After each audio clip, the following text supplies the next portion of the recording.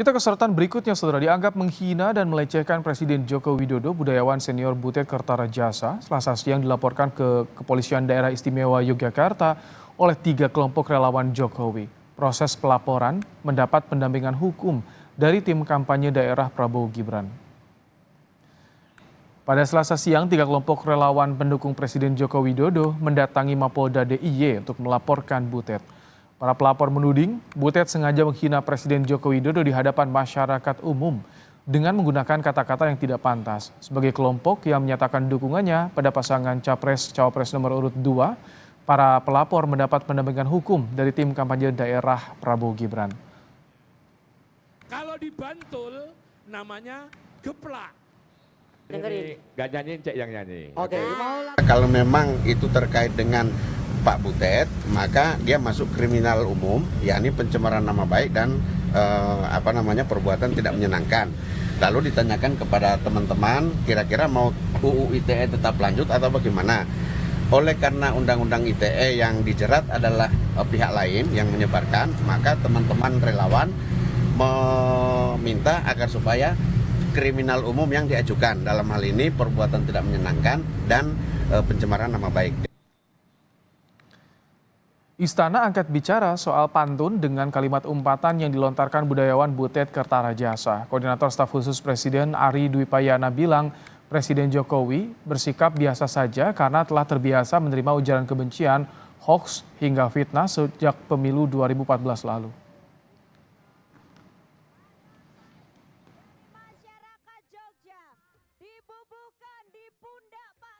Sudah sering lah Pak Jokowi terima sindiran, terima bahkan banyak hal lah dari 2014 kan, hoax, ujaran kebencian, bahkan hal-hal lain, fitnah gitu. Tapi Bapak selama ini ya baik-baik aja, biasa-biasa saja, ya.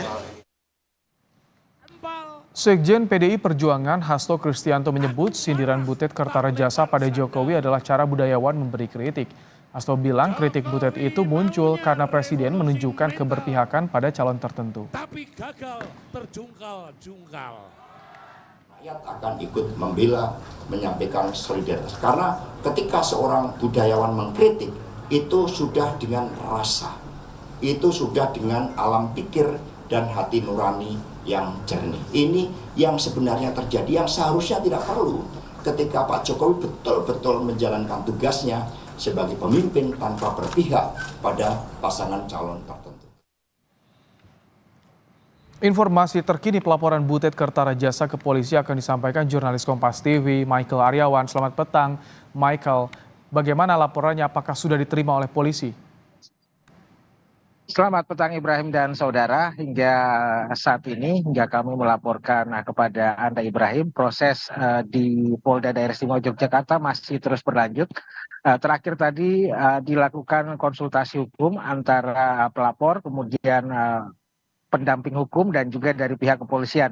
Nah, tetapi besar kemungkinan Butet Kertarajasa akan dilaporkan dengan tindak pidana umum, yaitu pasal 218, di mana mereka melihat di pasal itu disebutkan secara jelas bahwa Presiden dan Wakil Presiden dilindungi kehormatan dan harkat martabatnya, apalagi jika dilakukan pelecehan di depan umum maka bisa dilakukan pidana penjara paling lama 3 tahun 6 bulan.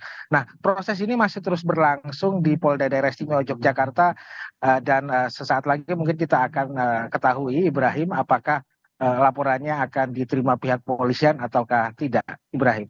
Michael, sejauh ini apa ada respons dari Butet soal pelaporan?